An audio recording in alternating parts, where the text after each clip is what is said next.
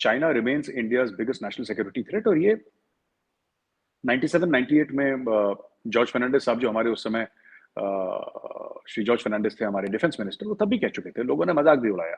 उसके बाद कारगिल हो गया तो लोगों को मजाक उड़ाने का और वजह मिल गई कि साहब पाकिस्तान के साथ जंग हो रही है, ये बंदा कह रहा है पाकिस्तान थ्रेट ही नहीं है, और यहाँ पे पाकिस्तान अटैक कर रहा है, कारगिल पे आ गया Pakistan. But fact of the matter is, George Fernandez साहब, history has proved him correct.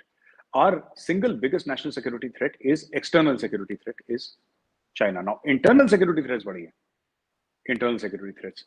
और हमारी जो सबसे बड़ी internal security threat है, जो मैं समझता हूँ चीमा साहब, वो 2-3 है।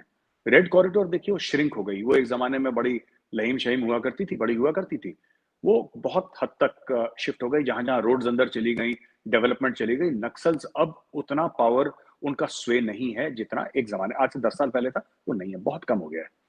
एक तो ये चीज है। दूसरी चीज है कि मुझे लगता है कि जिसको हम कहते हैं कि नॉन ट्रेडिशनल सिक्योरिटी थ्रेट्स, उस पर हमें फोकस करना पड़ेगा। और कुछ कुछ एरियाज में चीमा साहब, जो in places like Hyderabad, in places like Kerala, there is a lot of extremism that is happening, which is a security threat for us.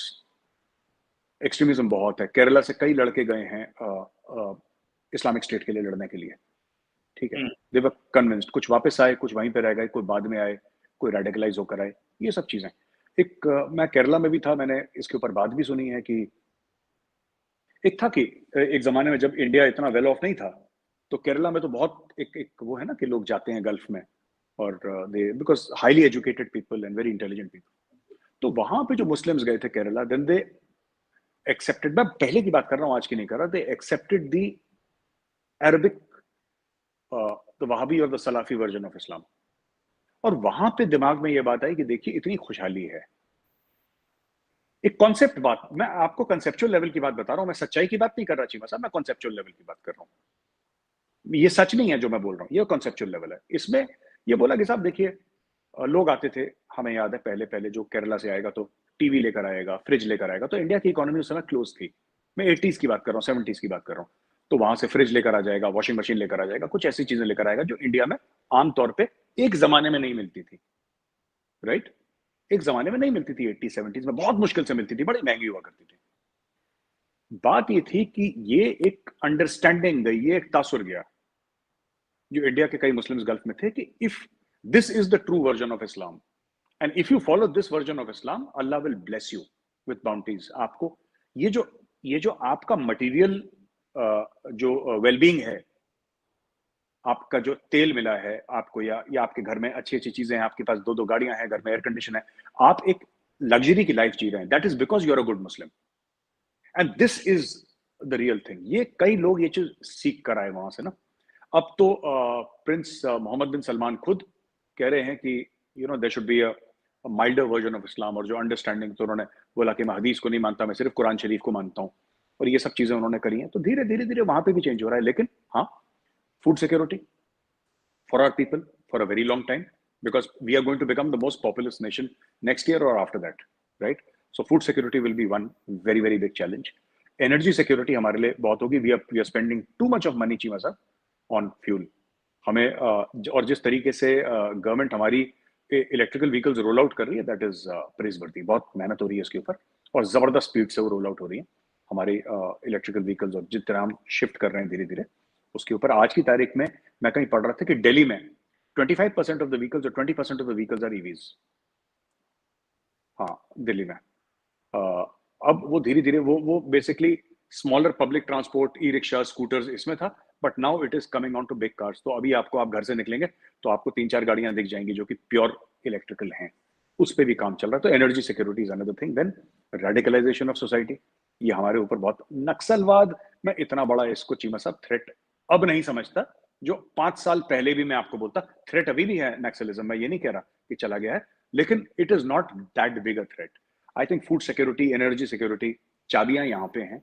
और जो एक्सट्रीमिज्म है, जो इस्लामिक एक्सट्रीमिज्म है, जो बाहर से लेकर आए लोग, क्योंकि इंडिया में ऐसा कभी नहीं था। इंडिया में जो कल्चर था ना, वो कभी ऐसा था नहीं। मतलब ज्यादातर मतलब पंगे होते थे, फसाद होते थे, राइट्स भी इंडिया में बड़ी कॉमन थी, हिंदू मुस्लिम राइट्स, इवन आफ्टर 1947 बहुत कॉमन थी। होती थी, इलेक्शन के पहले, इलेक्शन के बाद, इलेक्शन के दौरान। लेकिन वो एक जो चेंज आया है ना, दैट अलकायदा वाला, इस्लामिक स्टेट वाला, वो आइडियोलॉजी, वो इंडिया में नहीं थी, वो अभी आई है पिछले 10 साल में, which I think is very dangerous. तो ये सब चीजें हो रही हैं।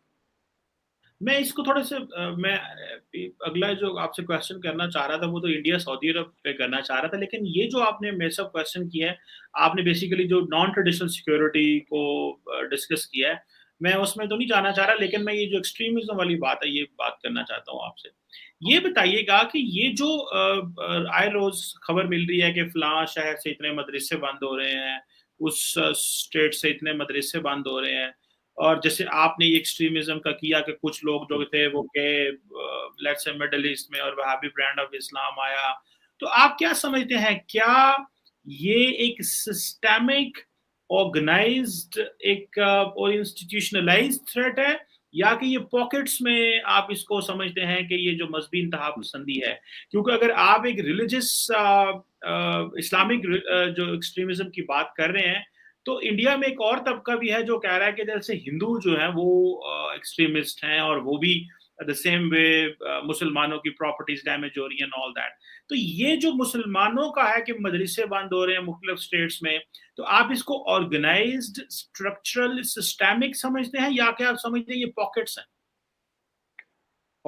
चीमा साहब, मैं अपना स्टेटमेंट ऐसा नहीं देना चाहता कि लोग समझे कम्युनल स्टेटमेंट है, लेकिन सच है, आपने कभी नहीं देखा होगा कि हिंदू बम लगा के फट गया कहीं पे और उसने मार्केट में 50 बंदे मार दिए, समथिंग लाइक दैट। ये आपको दिखेगा नहीं।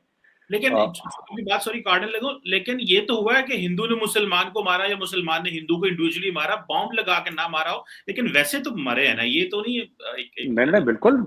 ये आज से थोड़ा ना हो रहा है चीमा साहब। हाँ। ये आजादी के पहले से हो रहा है। मैं आपको यही तो बता चुका हूं कि इंडियन हिंदू मुस्लिम राइट्स